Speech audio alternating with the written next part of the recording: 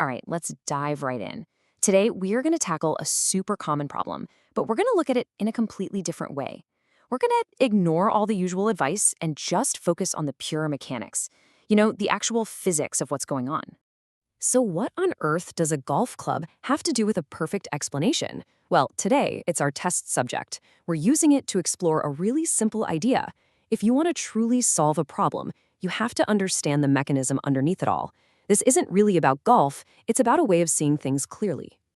And to get that clarity, we're setting ourselves a challenge. This entire explainer is going to follow a really strict set of rules that come directly from our source material. The goal here is to build the most precise, neutral, and mechanical explanation we possibly can. Zero fluff. Now, these rules are what make this so powerful. We are only going to illustrate the mechanism. That means no buzzwords, no opinions, no superlatives like best or worst, and absolutely zero marketing language. We're not trying to sell you anything, we're just here to show you exactly how this thing works.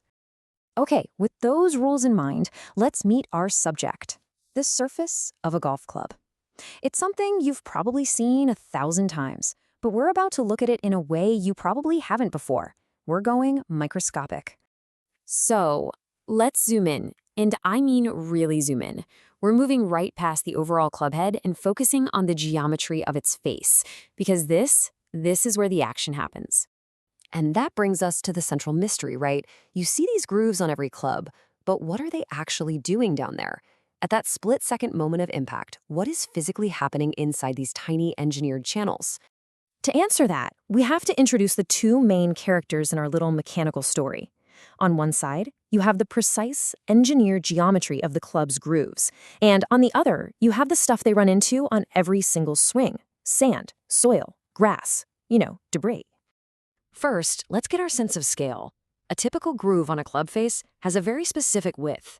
And this isn't some random design choice. It's a key dimension in the physics of how this whole thing works.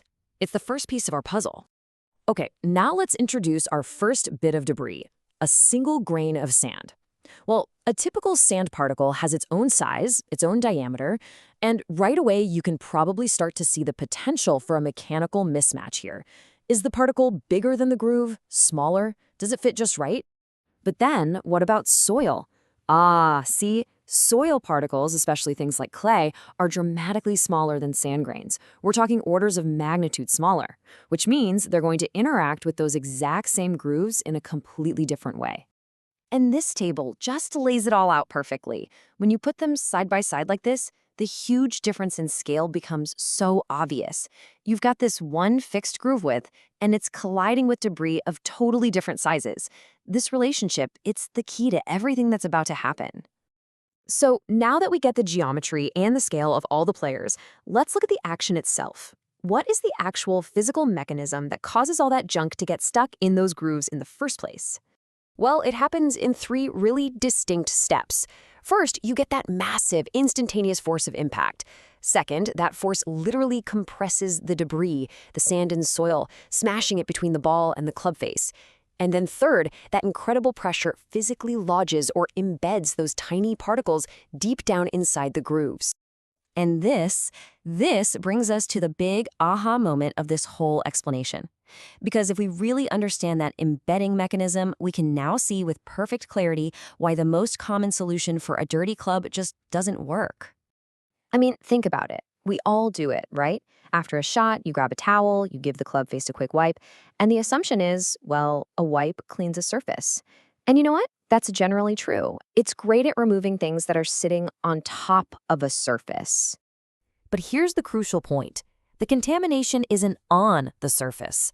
A simple wipe just glides right over the top of those grooves. The problem, those tiny particles of sand and soil, has been forced down inside them. You're cleaning the countertops, but the real mess is embedded deep in the floorboard.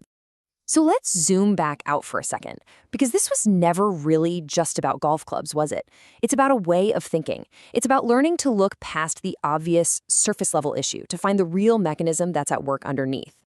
And that is the ultimate takeaway here. The most powerful explanation, the one that actually leads to a real solution, isn't the one that just describes the symptoms. It's the one that reveals the hidden engine making it all happen. Once you see how it works, you finally see how to fix it. So I'll just leave you with this question. Think about a problem in your own life, something where the obvious solutions just aren't cutting it. What do you think might happen if you decided to ignore the surface for a minute and instead went looking for the hidden mechanism? What problem could you solve by looking just a little bit closer?